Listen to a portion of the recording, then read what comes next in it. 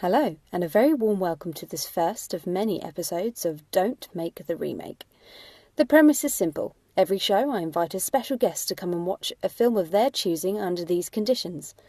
It must have been released before 1975, they can't have already seen it, and most importantly, it can't have been remade. Yet.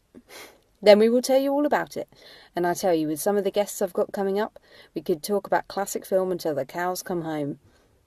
First up, we have probably one of the most famous and infamous movies of all time, Citizen Kane. When I think of Citizen Kane, I think, oh yeah, it's a classic, but I've never actually known the reason why. It is the type of film that everyone is told they should watch, yet a surprising number have never seen it, and a lot of people will pretend that they have. And I'll be honest, I've only merely attempted to watch it previously. It was a night with good intentions, but I think I fell asleep after that famous opening rosebud scene. The film was a landmark for modern cinema in its day, and was one of the first films to spring primarily from one single mind. Of course, the sultry and sweeping Orson Welles. Directing, starring, writing, producing, he has inspired the likes of Ben Affleck, Lena Dunham, Tom Cruise, Ricky Gervais and Sylvester Stallone in the art of controlling your own creative destiny. This film is not just a brilliantly classic story filled with groundbreaking cinematography. This is literally entering the mind of one of the most influential filmmakers in our history. He wasn't going to let anyone tamper with his show, and rightly so. Which neatly leads me on to my first guest, Mr. Harry Boyd, who picked good old Citizen Kane for our first adventure into cinematic history. So, and yeah, we get to this wonderful 40s sort of golden era film style and everything, and I mean, not even from like a UK kind of origin. It's incredibly theatrical. Got like, John, I got a sizzler for you here. You know, on like a telephone call. He doesn't give the guy on the phone any chance to talk at all. Hey, what? Yeah, of course I'll be there in 5 minutes. What? Bring the dame. Who's coming? Ah, not those guys. Like, there's no time at all. Like, so I don't find it, strictly believable at all. And yet, it's because, as you say, we said before, that's how they talk about it. That's how they talk. That's how if he's work. talking that quickly, then you've got to assume that the guy on the other end is talking it's equally as quickly. Yeah, exactly. Or they just don't listen to each other at all. Yeah, and that kind of makes sense. They're journalists. They're just busy about getting the info out. I'm doing this and doing this and this. Okay, bye. Fast talking. Trousers. Fast talking. So you fucking a nickel while chewing on a toothpick. Yeah. So it's and. There's this, and there's this wonderful theatrical style where, like, it's very sharp movements. Like, what's that guy's name? Ornstein, that's the name. Get that guy over there. And like, you can't see me doing it, but I'm gesticulating furiously.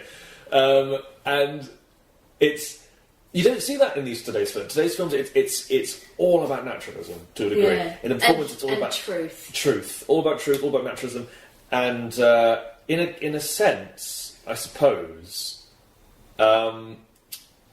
I the think story's lost a little bit, maybe. Yeah, and narratives have been lost a little bit, Yeah. I think. Do you know what's interesting about this, is that about Citizen Kane, is that it's truth, but in a different way. Whereas I think a lot of films that we see nowadays are searching for internal and human honesty, human truth, which is important. A lot of actors really, really feel things when they're on camera, and that's amazing. Yeah. But the way he's filmed it, like just at the start, when you see when you see it from the little house's point of view, through the glass, and you see the nurse's point of view, like that for me is another kind of truth, but they've just done it externally rather than from the internal. Yes, it honestly, despite its sort of hammy kind of style, you do kind of feel like in certain less extravagant scenes, so not really like the one where they get the whole band coming in, but in the ones where they're actually just talking to each other about, Charles or about whoever, it feels kind of very real.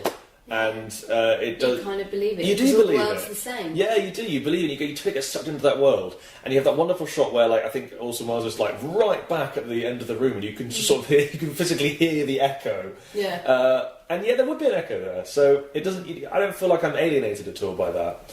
But it's funny, actually. Like, I think Orson Welles is quite, in comparison to the other characters. I guess they wouldn't have him as the most right, but he's really understated. Do you think? Well, he's not even for a character that's what the film is all about. Like whenever he's in a scene, he commands it, but he's not like the others are kind of like like darting around the place, and they're all like characterful, whereas he's sort of like, wow. Yeah. Throwing a few one-liners here and there. He's like Elvis. Quite like. Yeah. He's like Elvis Presley. He is like Elvis Presley. And I love that style where everyone talks at once. They do it all the time. When he plays over the newspaper thing, everyone talks at once and everyone shuts up at once. They're like, I'm taking this newspaper place. Oh, important line thing that's been said right here because the audience need to hear that bit. And then everyone goes back in and talking very loudly. Like, you don't really see people talking at the same time.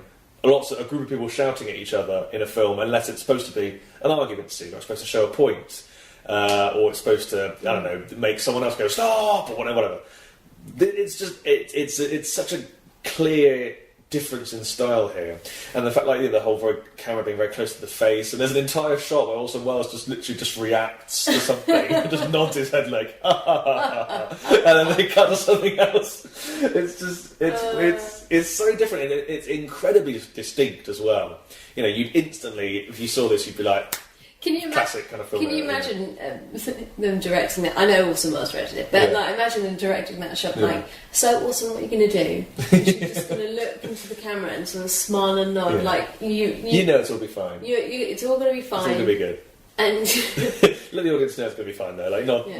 Think of puppies. Yeah, think of puppies and like you're the guy. You're the guy. Laugh, show a bit of teeth, show those pearly whites.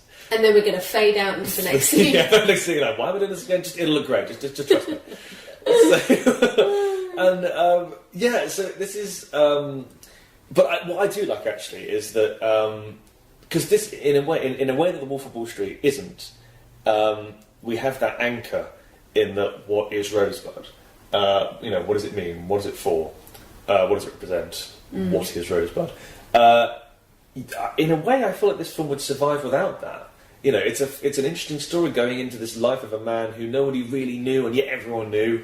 Because we get that all the time, especially now. Yeah, with social media, reality TV, which was hinting on there as well. It's by no means not universal. I think it's very universal. We see so many connotations to things like Trump, to things like the media with Rupert Murdoch and that. Rupert Murdoch. There's so many different connotations to twisting the news, or the fact that somebody always in the public eye is in their own way quite unhappy, maybe several divorces and different wives and such. It's hardly a new kind of. It's become more so nowadays, maybe, but it's hardly like this. I don't see anyone like this before. This sort of genius playboy, billionaire philanthropist kind of character.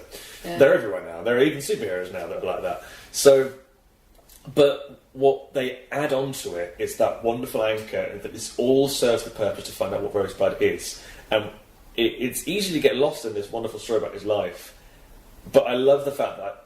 In the back of your mind, you're always thinking, is this Rosebud? Is this the Rosebud moment? Is this it? Is this it? When is it going to drop? When's it going to come in? When's it going to come in? And you know it always is going to be at the end. Of course, where else would it be? You can't just find out when it's halfway through and then carry on. So, and do you know what would have been really fun? What would have been really fun is if they got to the end of the film and it just doesn't mean anything. He just was thinking about Rosebud at the time. He meant to say moose blood. Moose blood. I hope I don't have that in hell. I don't know. And the nurse comes and she's like, oh, God. Oh, he's off his meds again. He's talking about the moose blood again. He's talking about the moose blood. For the last time, it's strawberry yoghurt. Get back to bed, Orson. Champagne. Now, why don't we, while we're at this now... Yeah. So, should we tell everyone what we're drinking? So, we've had three-day-old Prosecco's, what we're drinking. Yeah, it's been open in the fridge for 3 days, of course. Yeah, the Citizen Kane. You have to be classy. I think so. They must have been sipping on the finer stuff while filming and in the scene as well. Yeah. So, Orson would have been proud. And we both have eaten the whole packet of sharing crisps. Oh yeah, I think Prosecco's a really good homage to a very famous champagne advert that we all love Orson Welles for. Who'd have thought in 30 years' time he'd be insanely pissed doing the champagne advert that we all love him for. Orson Welles is one of those actors who I was never really quite sure what he looked like. Orson Welles? Yeah, no, I mean, I've got a very famous picture of him with that cigar and sort of very, big beard and head and things. Big beard and sort of bulbous forehead and everything. And seeing him in that as a sort of, youthful gent, is fascinating because it's. I don't know. Well, maybe it sounds like I'm being quite simplistic about it, but he does have that wonderfully malleable face, I suppose. I mean, or maybe he just didn't age well. that could also be. He drank too much champagne. A little bit too much champers, yeah, from the Orient. And those terrified extras next to him trying to pour it, like, please don't eat me, Mr. Wells. Please don't hurt me. Right. Yeah, he's got a fantastic power about him. He really does. He's got this sort of. He walks onto screen, and you're just like I must admit, I'm slightly attracted to Charles Foster Kane. Slightly attracted. He just walks in and he's like, I'm taking over the Inquirer. Yeah. And there's nothing you can do about it. It's money and power. So, Harry and I have made a bit of a revelation. We have. That the end of the Shia LaBeouf video by... Shia LaBeouf? I can't remember what his name, but the musical of Shia LaBeouf. Yeah, it's like, there's cutting off his head now. Shia surprise! Shia surprise! Wait, isn't that? You can do jiu-jitsu! And I apologise to anyone who's listening who already knows this, but it's inspired by a moment in Citizen Kane. Yeah, we never knew. When Shia LaBeouf does the sort of overplaying clap at the end of the video. I mean, if it isn't, it's very uncanny, even so. It's a bit where... they finish, don't they? And they cut to the real Shia LaBeouf. Oh, what a surprise. Clapping in very intensely, and then that's from Citizen Kane, where he watches his wife do his second wife doing a very terrible opera, and he goes crazy clapping, but with a very serious face. Anyway, I will post the clip so you can all see. Yeah, you'll see it. It's very could be the same people. Could be the same. Which means Shia LaBeouf's probably seen Citizen Kane, which I find quite hard to believe, really. It's just like there's so many. When you watch it, you realise, oh, that is totally inspired by Citizen Kane. Oh yeah. This film inspires so many things. So many different things. So many episodes of The Simpsons. And I was just saying, Which episodes of The Simpsons? Oh, like there's a bit they do like a bit where Homer. It's when Homer does Mr. Plow, I think, and like they try and make him a new advert, and it's just lots of black and white of him being of just saying things, and then a man takes a snow globe and smashes it. And damn, is that your advert? I don't know. It was funny. But there's a bit. There's an entire Red Dwarf episode about basically the same thing, really, where before they all die on the ship, one of them says something like, I think he says gazpacho soup. They're like, why did you say gazpacho soup? Why were they your last words? Blah blah blah. I see. Yeah. So I mean, so many things. I bet The Wolf of Wall Street has we said before, like there's so many little connotations of this sort of hidden life of a guy who supposedly has it all. It is the sort of definition of an anti-hero. Like he's the secretive hero. It's like I'm watching Mad Men at the moment, and the whole thing is based around that John Hamm's character. There's so many secrets that you have yet to discover, yet he is the main focal point of the programme. Yeah, it's very Richard III, isn't it? Yeah, exactly. And you find out little bits about Don Draper as the series goes on, and this is exactly the same. It's we don't know. We have this big sort of prologue where it kind of outlines the Citizen Kane as the news reports of him. Yes, it's almost like a now is the winter of our discontent. Exactly. Yeah. And then. As we watch the full play play out, that's when you see all of the dark side and the sort of when he tears up the morals. No, the symbol. I mean, he did say this will be important later on in the plot, audience. Leland did say. Do you know what? We had so much direct address at the beginning of the film, and I was like, oh, it's going to be one of those weird films where there's lots of direction. And actually, for the last hour, we haven't really seen any. No, I mean, I kind of think that was just sort of a kind of style. I'm not entirely sure it was meant to be like a fourth wall break, maybe. I think it definitely was. You think it was? Yeah, and I just think Orson Welles was like, no, I'm bored of that now. Let's just not use that again. We're nearly finished. There's so many shots in this film where I'm like, he clearly was like, I'm going to do something a bit different, guys. Yeah. He's actually one of the people, when you think about a dining table with people from history. And who would you invite to your dinner party? Oh, right. Orson Welles is absolutely on my list. Oh, mainly because I think he'd be an absolute scream. Oh, yeah, absolutely. He'd be pissed in seconds, one of those. My dream would be to have him and Oliver Reed just... See what happened. Yeah. Yeah. And then someone like Jermaine Greer to like. Just poured a mellow out a little bit. Yeah, no, Or Florence Nightingale. I'm just sort of completely sure. Genghis Khan in the corner. Yeah. And just listen to the pair of them just sort of slag everyone else. Yeah. I love the ending. I think it's just such a brilliant. And I like how even then we're not entirely sure why. I mean, we can interpret that maybe that was the last time that he was ever really happy when he was a little boy playing in the snow before any of this all started.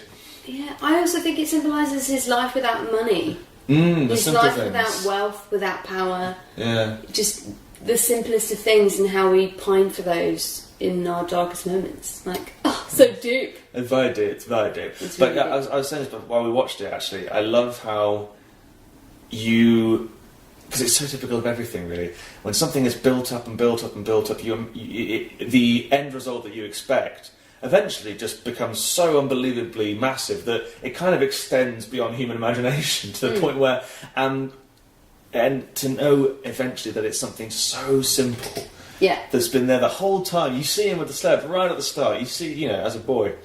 I think it's just a masterful piece of storytelling. I think, and it's just wonderful. Even when you have that scene where his parents are being talked to by Mr. Thatcher, you always see Kane through the window, and it's just like you never ever lose focus of him, and that is just. Well, it's very egocentric, awesome, but for good reason, for absolutely good reason. Oh yeah, for sure. Yeah. And the cinematography in this film is really interesting as well. They really begin to put some symbolism into the cinematography itself, which I really love. We were saying how when him and his second wife, Susan, is that her name? Susan? Yeah. There's a wonderful scene where they're talking across the room from each other, and you can bet from their point of view, they're so far away from each other, you can barely see the other person. And that's pretty much how they see each other. Yeah. They don't know each other really. It was the voice that attracted him to her. That's all he ever cared about, and with her, it's like he's just become this guy she doesn't recognise anymore to the sweet caring man she met. Actually, do you know what? This is quite funny actually, because basically towards the end of the film, to explain to everyone at home, she gets a bit annoying after a while. She gets really annoying. She's like, "You never give me anything I want apart from a fucking palace. I got a palace and all these jewels and dresses, but I'm not happy." And I guess we'll never know this. Well, at least I don't know this. No. But maybe that was a deliberate choice to make her really, really shrill and annoying, so that like a deliberate choice by Orson Welles, to make Kane fall out of love with her, because we know he fell in love with her through her voice, sort of. Oh, I see. Yeah, the thing that once brought you joy now brings you pain. Pain and annoyance. Yeah, interesting idea. Maybe we're seeing it through. It's clever, very isn't it? good. Yeah. Very clever. No, I love it. The film it's timeless in a sense, I think, because it really feeds off that wonderful use of storytelling and going through a man's life and finding out that the things that, on paper should have brought him everything he had, we should have been the happiest man in the world. Yeah. And yet they don't. They don't bring him happiness. They don't bring him what he wants. And he never thinks about money. And it's great how they keep bringing it back to the same flaw in Charles, is that he wants love. He wants love, but he wants love on his terms.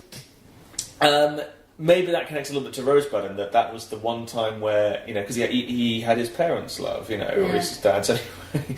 But that was the one. I think that it is connected, and I think he's he's romanticised that idyllic childhood. Yeah. And I think, because in a way, I think we all have a memory from childhood where we're like, oh, that was the best day ever, and. I think that's what makes it kind of so universal in a sense. So, moving on then to the big question, I suppose. To the big question. So, Harry, are you ready for the big question? I think so. The big question is, should Citizen Kane be remade in the 21st century? It's a very good question. I'm going to be a bit of a dickhead and address it on two fronts. Okay. First of all, could it be remade? Sure. I think Yeah. I think it could be remade. I think it probably could. I think it very easily could be. There are a number of different ways you could do it. It depends what matters to you most as a filmmaker. You could replicate the style, which would be a wonderful callback to that time, but then, of course, there's the argument of, well, if you're going to make it the same as the previous film, what's the point? Yeah. Although I have to say, I have to confess that I would be very... Not the same story, but I would be really interested to explore that classic film style, which we're talking about this, the kind of the very fast dialogue, the very sort of... the swelling music that accentuates the hugely expositional dialogue. It all plays this wonderful kind of theatrical portrait, and they even keep referring to the players of the Mercury Theatre. They keep calling them the Mercury Theatre. They're not a film company; they're a theatre. They're a theatre company. They're a theatre company, yeah, exactly. And it definitely plays as that. And maybe it's because we're actors. I don't know, but I never once found myself thinking, I don't believe a word of this. You know, I got sucked into that world very easily. So could it be remade? It could be remade. You could remake it. On the other side of the coin, you could remake the story. You could just retell the story. And I can sort of see it now, big flashy adverts, you know, Rosebud, you know, do-do-do-do-do-do. Or like, boom, Citizen Kane. Citizen Kane! Coming 2022, because it takes ages for films to get Governor Kane! Governor Kane is in town. Rosebud this, bitch. Yeah. Time for the rosebud to become a flower. Something like that, anyway. Yeah. But you get the idea. You could remake the story. You could definitely remake the story. But what would happen if you did? Yeah. So should it? So okay. So could it be remade? Sure. Should it be remade? No. No. No. I have to say I don't think it should, and I completely agree with you on that. Yeah, one. I really don't think it should. I think it's. I want to say it's like Shakespeare, but you can remake Shakespeare, and it can work very well in some cases. But this is a film that is, I think nearly half its charm comes from the style, comes from the period it was made in. Yeah. That allow these wonderful themes of human nature, human memory, themes of loss, themes of gain, themes of power, wealth, you know, the lifestyle that comes with it, all those things. It's so heavily ingrained in the style that it's presented in that I think the only way to sort of remake it would be to just make the film entirely again, you know, and then there comes the question: well, what's the point in doing that at all? Yeah. You know, if you're going to remake something, it's to make it a new direction, or it's to bring it up to date with modern society, and you don't need to do that. I don't think it's all there for you to see. So I think it's just it belongs smack bang when it was made in the middle of the Second World War. Absolutely, it really belongs there. And following on from that, I mean, you could move it into the 21st century. Yeah. You could make it about Trump or all of this sort of politics that we have at the moment. But the point is that it's in a period that in our past, so that we know that history repeats. It does, yeah, it has. So it almost has to stay that way because it's almost like, you know, when you read about 1984 and you go, oh wow, that's actually coming up. It's almost scary. It's almost better to look at these films and think they knew this was going to repeat and going to happen all those years ago, and I think that creates a bigger impact than creating something about time now. Yeah, I mean, it wouldn't really have the same impact, would it? If you just went, look how things are now. It'd be like, well, we know how things are now. We are now. Yeah. You know, I don't need to know that. But to see the fact that all this kind of stuff happened even as far back as the 40s and probably before then, very likely. We know it did. Is much more interesting to see because it is, in a sense, it's really rather tragic. We're like, oh god, we've learned nothing. But if it wasn't there, then we wouldn't. And I think, as we've said, I think it really belongs there. If Citizen Kane was like an explosion, the shrapnel is too many to count. You know, you couldn't possibly track down the amounts of inspiration that have. Oh, what a great phrase, Henry. Thank you very much. Thank you. It was pretty good. This was the Orson Welles in me has inspired me. And there's going back to that. Quotable. There's some cracking lines in there. There's some great comebacks as well that I definitely want to use. I do want to watch it again actually, just to make note of some of those brilliant. I can't remember any of them. That's so annoying. Oh. But they are marvellous. And he does have some corkers. He does have some corkers. That's good that you want to watch it again. I do. Yeah, I think it's great, and that ending as well is wonderful. I really love how no one knows. They never find out, but we, the audience, do. And again, it's going back to that wonderful kind of Richard III-esque kind of narration.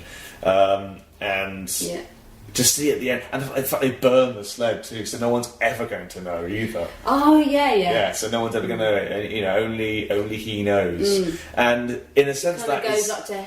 It almost goes up to heaven. yeah, in the smoke. Yeah. And that's so Charles Kane. That's so Charles because he keeps saying That's such a thing Charles that's would so do. Charles because if you think about all the things he keeps saying, he is everything that people say about him is true. Really, he's entirely about himself and his happiness and his own personal happiness is what he dies with. And the fact that only he knows it. I think there's a line something about it when he's like, "Only I know what I want" or something, and that's me. And in the end, it was only him who knew what he wanted, really. So I think it all kind of what does it do? It ties itself up very nicely towards the end. I really think a lot of TV series now could benefit from watching that because no one answered questions, just all really nicely. You're like, Really nicely put together. Get it. Wonderful ending. Yeah. So to conclude, no, it should not be remade because it's perfect. And yeah, I can definitely see why it's become known as the film it is. Yeah, it it's is very so good. And the more you talk about it, the more you realise all these things that get you pop up. You think, "Oh my god, this and this and this." I had no idea that happened. Right. So, as part of each episode, we're going to do our top 3 trivia facts about. Oh, lovely. Okay, yeah. So, you ready to hear my top 3? Go on then. So, this is number 1. This is the first film score of Bernard Herrmann. Bernard Herrmann. Bernard Herrmann, famous for Psycho. Really? This is before Psycho? This is before Psycho, yeah. Oh. This is the first film score that he ever did. The music actually isn't overly used in this. No. It tends to be used as almost like punctuation. It's like, he's dead, Jim. But obviously we looked up these trivia facts after the film had finished. It's very true. It makes you want to go back and listen. It does. To see if any of those sort of hints come forward, because of course Bernard Herrmann was then the inspiration for themes such as Jaws, like the sort quite of use of simplistic one, themes as well, really simplistic, really stark, minimalist, really, and getting the right chords to make the drama. Yes, to really nail that them sort together. of cathartic effect. This is going to make me feel really old. But how old do you think Orson Welles was when he co-wrote, directed, starred in? I know he was rather young. I think it was like his mid to late 20s, something like that. He was 25, people. It was 25. He was 25. 25 years old. I mean, I'm only 26. Yeah, likewise. So I'm 1 year older, so I better get cracking. I know, right? He's already been reaping the benefits by now. What an achievement. I mean, when I was 25, I could barely tie my own shoes. It's more common now, but in the sort of 50 years after, the list is so small of people that have reached that achievement by the time they're. Oh god, single figures. It's next to no one. Let alone direct. Yeah. Have that vision as well, and wonderful angles as well. And star and play all of that age range. Yeah. He's just phenomenal. It's truly incredible. Like I don't think we'll see the like. And my last fact, which I think is the most interesting one, is so at the start of the film, it just says the title of the film, which was one of the first times that ever happened in a Hollywood film, because usually, so that no actors were mentioned. So usually you'd get the first shot with the title of the film and the big sweeping music, and then you'd have starring Orson Welles and Oh, they introduced the cast, yes. Yeah. Well, the main characters. Whilst the music played over the top. Yeah, This was the first time that did not do that. Which is now the norm. Yes, I mean, even now, sometimes you don't even see the title at the beginning. No, sometimes it comes in after like an intro thing or whatever, a prologue, if you will. Yeah. And then at the end, we noticed that at the very end, in the credits, a lot of the characters that were in the film, a lot of the actors were unknowns. They were part of the theatre company. They were pretty much new to the Hollywood scene, and they all get sort of little clips of where they were in the film, or little pictures. Yeah. And Orson's just a tiny name at the bottom. Yeah, I mean, for a guy that's put himself at the helm of pretty much every aspect of the film. You would have thought. I mean, I know I would. For my sins. Pushed your ego far enough. Absolutely. I would stick myself in big flashy look, I did all this. Me, cast me in more things. But to his credit, Didn't feel like it didn't feel the need. Yeah, he just wanted to introduce the actors that were unknown. Yeah. I think that's really, really, really honourable. It's good of him. No, he's a very good team player. Good. But that's really theatrical as well. Actually, going back to that idea where if you went to see a theatre show that you had absolutely no clue what the plot was, like this film, if you didn't see it beforehand, all you would know was the title. You'd just be like, oh, Citizen Kane, what's that? Okay, let's put it on. Just like theatre. I think that's that. As I say, it's that wonderful hybrid again, going back to the hybrid of theatre and film. If you thoroughly disagreed with Harry and his opinions on Citizen Kane, then you can find him at Screen Rebels Superheroes, a short film event at the Phoenix Artists Club on the 31st of May and the 4th of June. I'm sure if you walk behind him at the bar and just whisper Rosebud into his ear, you'll frighten the life out of him. If you enjoyed this programme and would like to hear more, then please do follow our Twitter and Facebook pages. We are also looking for recommendations for films, so please, by all means, send us your favourites. For now, I've been Rosie Frecker, and please join us next time for Don't Make the